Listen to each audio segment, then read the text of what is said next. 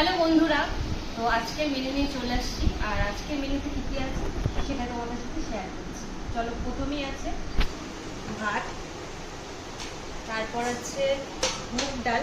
আজকে একদম প্লেন মুগ ডাল করেছি। তারপর আছে ভাজা, এটা হচ্ছে কাঁকরোল ভাজা, কোয়াশ ভাজা। তারপর আছে এটা ভেন্ডি ভাজা, অনেকে ঢেঁড়সও বলে থাকো তোমরা।